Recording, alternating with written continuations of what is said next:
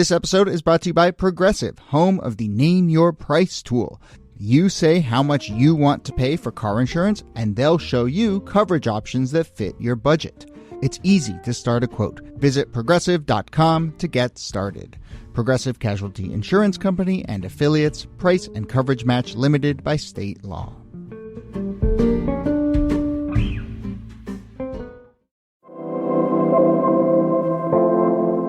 Hello and welcome to This Day in Esoteric Political History from Radiotopia. My name is Jody Avirgan. This day, August 25th, 1928, representatives from Germany, France, and the United States are meeting in Paris to discuss a new pact that they would sign 2 days later.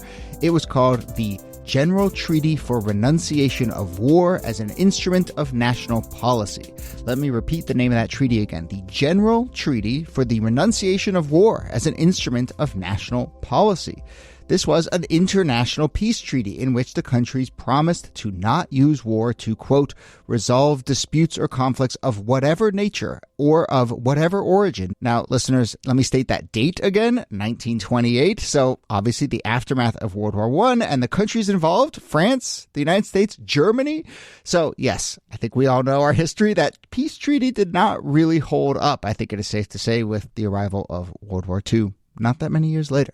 And the way at which it didn't hold up tells us a lot about the idea of peace and the goal of peace and international relations, obviously, in that moment. But I've been thinking a lot about peace as an idea lately, as we are in another moment that is wrapped up in a lot of conflict and war around the globe. So, here to discuss the nice try peace treaty, we can call it, here, as always, Nicole Hemmer of Vanderbilt and Kellie Carter-Jackson of Wellesley. Hey there. Hello, Jody. Hey there. So, yeah, I want to get to these bigger ideas of peace and whether we talk about peace or not, but I suppose we should go through the TikTok of how they try to outlaw war. And actually, even as I say that, there's a really interesting sort of framing of like, are you anti-war or pro-peace? And that's sort of wrapped up in this, and it comes down to some of the language in here as well. But how did this pact come to be, as best as you can tell? So it's both a long-term process and a fairly short-term. I mean, the longer-term one is over the course of some 300 years, there had been a real effort to put some constraints on war, to create kind of rules of war, things that were off limits, like raping civilians, pillaging, making it a crime to attack medical personnel, using some of these these gases that choked people to death. There were certain things that became off limits in war. So this idea that there was a way to regulate war had a real history to it. But I think you can't think about Kellogg-Briand without thinking about without talking about World War I and the psychic shock that World War I was, particularly for Europeans. There just hadn't been a mechanical war of that scale before.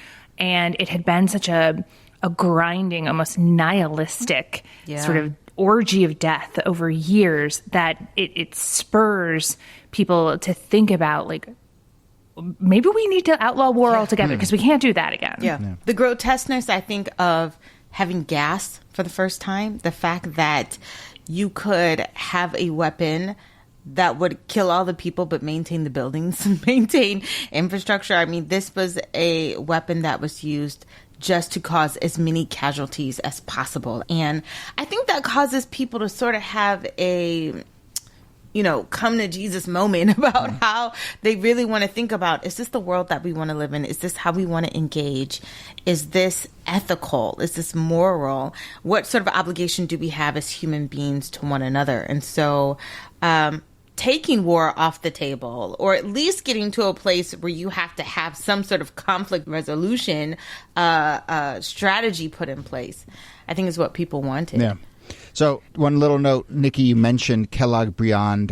That is the name of this pact, and that is named after U.S. State Secretary Frank B. Kellogg and French Foreign Minister Aristide Briand. But yeah, it's this interesting mix of this sort of technical approach to trying to draft language that outlaws war, but as you're saying, this deep philosophical underpinning of we've tried to regulate war, and we've seen that is just an impossibility in the wake of this horror. And so we have to ask much more fundamental questions, and it sort of reminds me of, the it's now sort of thought of as a punchline, but people referred to World War I as the war to end all wars. And I think that was a genuine feeling coming out of that war, that we've sort of stared into the abyss in a way that we need to back up from. And I love this quote from a lot of lawyers in this story, a lot of lawyers in most stories, but there's a lawyer, Salmon Levinson, who says, quote, "We should have not laws of war, but laws against war, just as there are no laws of murder or of poisoning, but laws against them." And when you put it that plainly, it makes a lot of sense. Yeah. It makes a lot of sense. And there is this kind of philosophy and legal apparatus that's being built in the aftermath of World War I. We should also say, though, that there had been this longer-term movement of women advocating for peace and for an end to war, and that had been seen as a very radical and almost naive kind of movement in a lot of ways. But after World War I, it becomes something that's picked up by people with a tremendous amount of power. And so you have people like Levinson, who you just quoted, Jody. You have James Shotwell, who was a U.S. history professor and created the International Labor Organization, who are not just promulgating the idea of peace, but thinking about frameworks for how peace would be kept together. And these talks between Briand and Kellogg are what is going to put together the framework for what it would look like to essentially outlaw war. Yeah. The actual text of this that is drafted at this treaty. Oh, by the way, I should say another treaty in Paris. Shout out to Paris and treaties. I love this. I've got my little running list. But I actually keep the list of treaties that aren't signed in Paris. That's a little easier. But the actual text of what emerges here is really short. Maybe we'll even it's short enough that we could post it in the show notes or tweet it out. But it's basically two articles, really simple. We could say this is probably where some of the criticism came about, which is gosh, really simplistic language. But it's basically, we solemnly declare to condemn recourse to war for the solution of international controversies and renounce it as an instrument of national policy. And then the second article includes a phrase that, the settlement or dissolution of all disputes or conflicts of whatever nature or whatever origin shall never be sought except by pacific means. So, really clear language. I want to get to that criticism, NIki, that you highlighted of this is naive. And I want to get to that in a second, but let's get through the kind of nuts and bolts of how this comes together. I mentioned, obviously, France, Germany, the United States as big signatories here, but this ends up being a really wide coalition in the end by the time this gets signed on the 27th of August, right? Oh, it's huge. I mean, it includes places like Italy, Japan, the Soviet Union, China, Spain. That might be ringing alarm bells for some people who know what happened in those countries over the next decade or so. But it really had signatories from some of the most powerful empires who had been the source of so much of the wars of the 19th century and, of course, World War I, that it seemed, having all of these signatories, that there was, it wasn't just Eritrea and Papua New Guinea. It was the industrialized countries who were waging industrial war. Yeah, it was the colonial powers, really, because that's who's. I mean, some of these countries that we'll talk about later aren't even in existence just yet, not in 1928. So there's huge. I think there's huge buy-in, but it just sort of I don't know. I think going back to sort of the naivete moment of it, I think that there's part of it that it's all good and fine to say, sure, we won't wage war when you have all the weapons and all the power and all the capability to defend yourself. I think it's easier for a country who is smaller or weaker or less resourced to say, of course, I can sign on to this. And all the land, right? At this point, these European countries had carved up, European and Asian countries had carved up most of the world into colonial holdings. And so when you're saying no more war, you're saying, okay, we got ours. Yes. No one gets to fight back. Exactly. Sure. It just feels a little disingenuous is all. Yeah. Though, to state the obvious, it's also the countries with all the weapons who are the ones who should be signing treaties like this. Totally. I mean, it doesn't matter if Eritrea or Ireland say we're not going to wage massive war as much as it does when the United States, Great Britain, France, and Germany do it. By the way, on that list of countries, there is Poland, and it reminds you of the "Don't Forget Poland" moment from George W. Bush many years later, part of the coalition. But this was a much bigger coalition. But okay, so maybe one way to get into this question of, is this naive? What do we make of the dismissal of this as naive? You can see the contours of that and the tensions around that in the way that it gets approved in the United States. So this treaty gets signed, comes back to the United States. The U.S. Senate approves it 85-1. I should have looked up who the one was. And they did not add reservations to the treaty. The U.S. Senate basically just approves it. But they also pass a measure that says, basically, in interpreting this treaty, we're not going to interpret it as infringing upon the United States' right to self-defense. And moreover, it does not oblige us to enforce this treaty against people who violate it. So right there, you just see all the tensions emerge. So one is, even, Kellie, you just used that phrase, self-defense, right? That is the kind of mechanism by which largely people find themselves in war. And World War I was a real kind of, a lot of the way that World War I shook out was because all these countries were entangled with each other with these sort of self-defense treaties. And so for the U.S. to carve that out, you can already see the both technical slippery slope there, but also that sort of philosophical thing of like, well, it's too naive. We didn't declare war. Yeah, exactly. Well, of course, we have the right to self-defense, but you can then, we've seen how malleable that a definition is. What is self-defense? So there's something there. And then also I'm just struck by this idea of like, how do you enforce action against people who violate a peace treaty? Yes. When you've said you're not going to engage in war. And so like, what is the enforcement? And obviously there are sanctions and all those things. Yeah. But you then again start to see the like cracks opening for people to say, well, we're not going to meet a violation of this treaty without doing something that might also violate the treaty. I wouldn't say, maybe I'm pushing back against myself, but like, I don't think that it's necessarily naivete, but it's like, if you don't have enforcement, then how valuable is the document that you are creating? If there's no way to actually institute the change that you want to see or the policy that you want to see, it just means that everyone's sort of shaking, like giving a good faith handshake and then, doing their own thing. Because there's no like policing force that's going to say, hey, you're out of line, reel it in or else, Yeah, I think the naivete charge is an important one to think about. I mean, it just like that's everyone's immediate reaction. Oh, you tried to outlaw war. And then immediately there was a world war breaking out 10 years later. Yeah. So given. But I do think that instead of thinking of it simply as naive, I think we should think about it as radical. It is a radical proposition to outlaw war. The people who are at the forefront of the pacifist movement were radical in their vision for the future, in their political ideals. And in many ways, World War I turned those from radical to mainstream ideas. And this is what it looks like when it starts to be implemented. But it is also, because it is a radical idea, it is when it touches existing systems, you begin to see like the difficulty of implementing a radical vision. And even when you get into the late 1930s, a friend of mine is working on a book on this period. And one of the things that he talks about is that in particular, the women activists who are at the forefront of the movement for the pacifism and for outlawing war, the threat from Nazi Germany was so intense that they became backers of intervention. So it is a conundrum that hasn't been solved because it's a utopian idea that's meeting a distinctly non-utopian world. Right.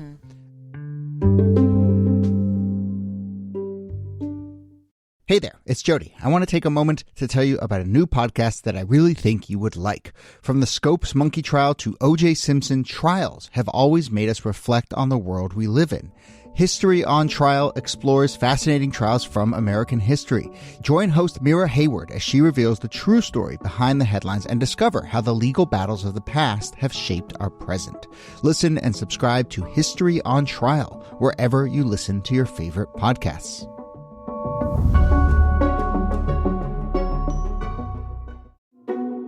Hey there, a quick word about Z-Biotics, a pre-alcohol probiotic drink that helps you land on your feet a little better after you've had a few drinks. So one thing about this podcast is we usually record it first thing in the morning, which occasionally can be a problem if, say, I've gone to dinner or a concert the night before, had a couple drinks, maybe I'm not my sharpest.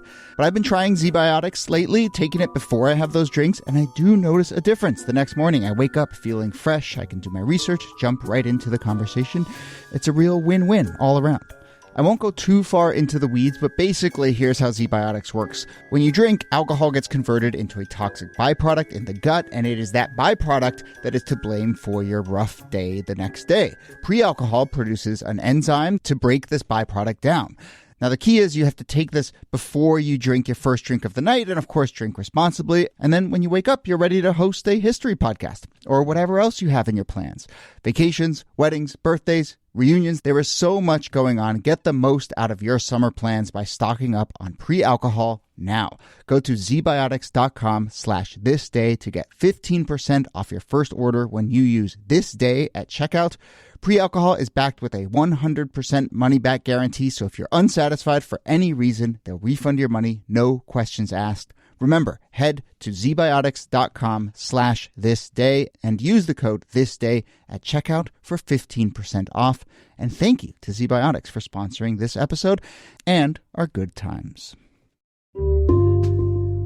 I should just say that there are certainly non-militaristic enforcement mechanisms that you can use and so you don't always have to meet an act of aggression with another act of military aggression. Sure. But yes, let's spend some time here talking about both this is naive and also, I think, this larger question of kind of what role does the idea of peace have in our current world. But you hear this charge all the time against protesters. You know, we hear it on the camp against the campus protesters in the Israel-Gaza war. You hear it for the Black Lives Matter protesters, but it's like, oh, you children, you don't understand the way of the world. You know, these ideas are naive. And, you know, I find that so... I mean, that's what George Kennan said. He said it's childish. Yeah, exactly. So at the time, that charge was out there. Right. Yeah. And so, you know, obviously that's condescending and dismissive, which I don't like. But I think embedded in that is this idea that, like, the default is war and aggression and the aberration is peace. And it's like, well, why? Why can't you sort of have fundamentally rethink that? There's nothing actually, you know, we create all the defaults, you know, as a society. And I think that's the kind of failure of imagination that sort of is cut off when you offer that charge. Is it because, though, we haven't seen that modeled? Like, if we had a standard or a model for how we see conflict being resolved without war on a consistent basis or on a credible basis, then it would be like, oh yeah, we have these models. Right. It can work. It does work. But because the go-to is always the gun, the go-to is always violence, and the strong man, then it feels only nonsensical because we haven't seen anything else. Yeah. I also think peace and arbitration, that's the side that has to be perfect, right? That any violence or outbreak of war suddenly it nullifies it.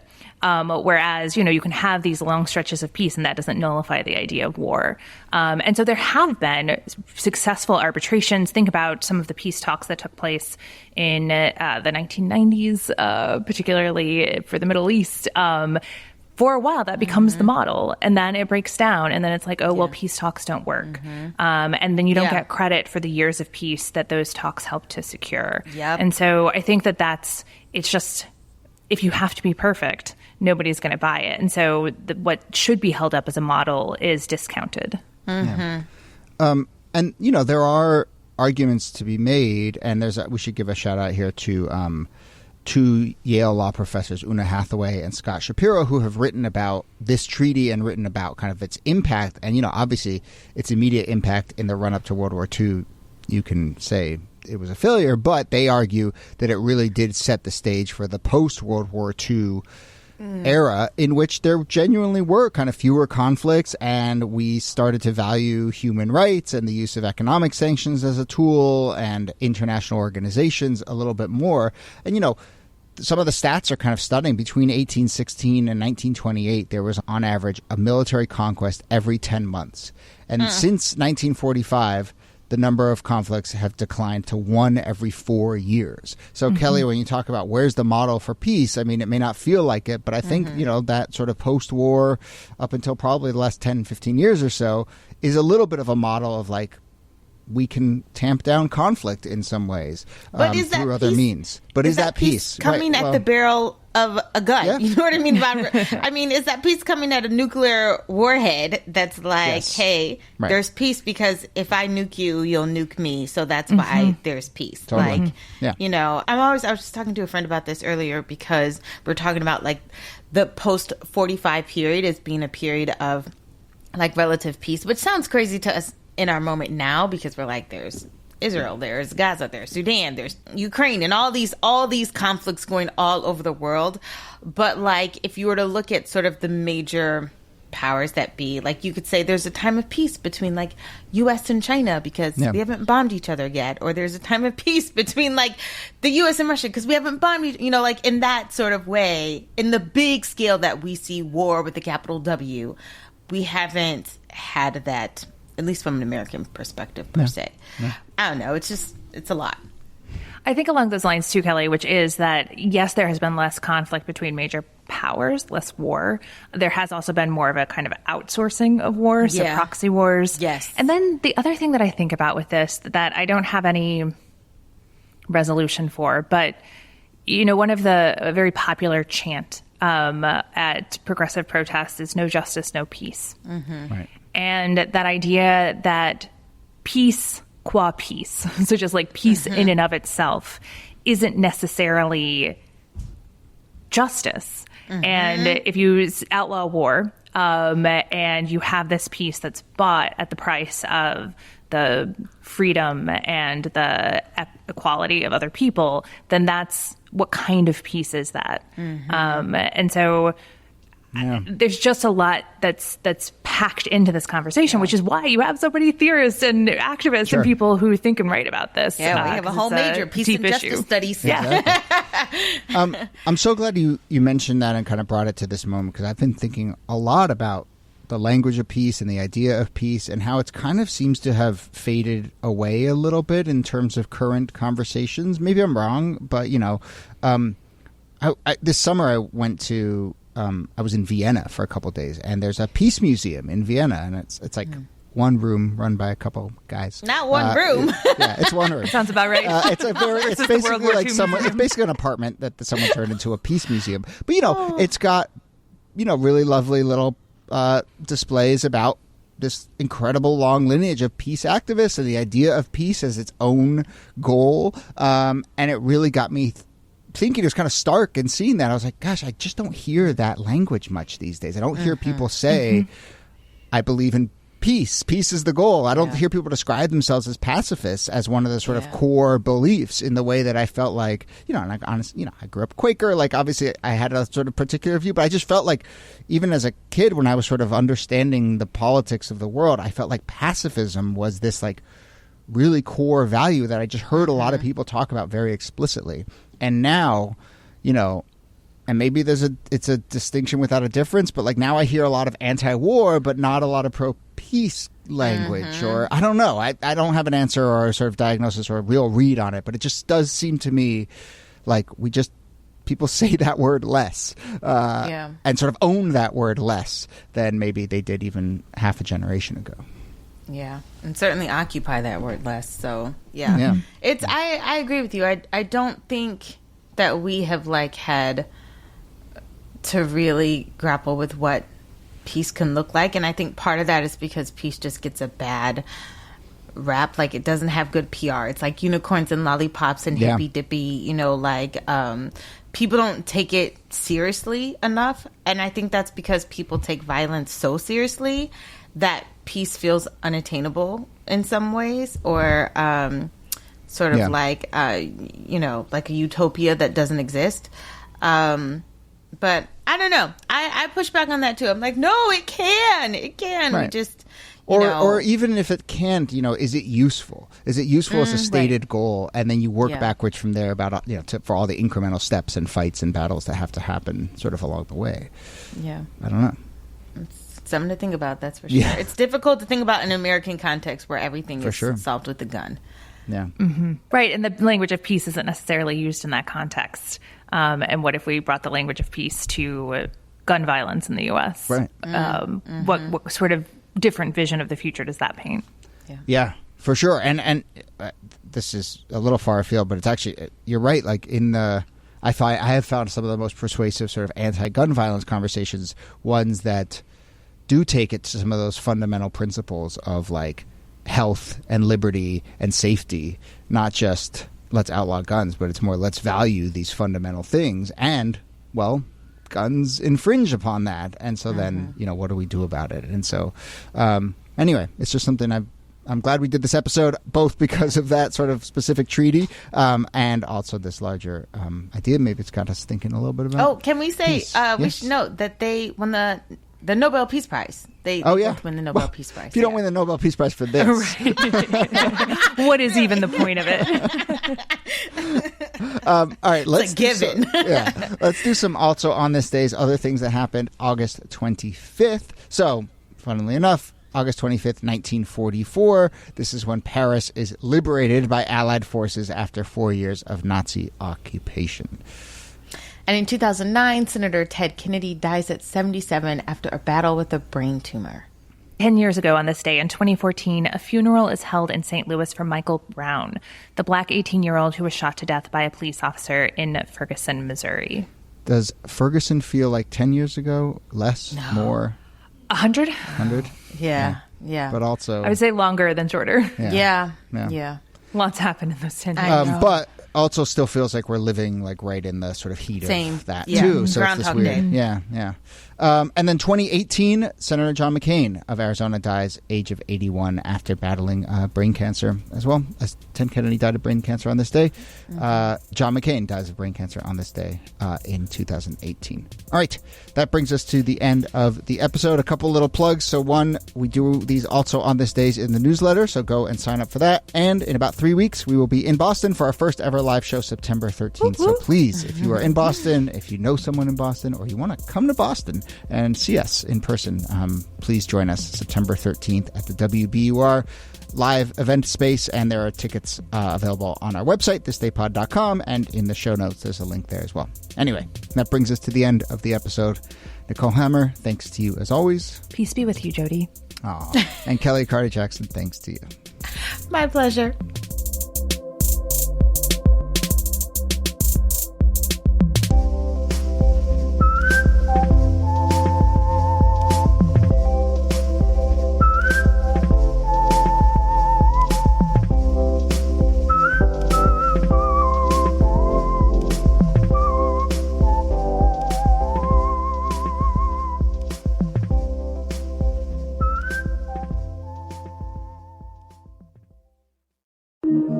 Radiotopia. From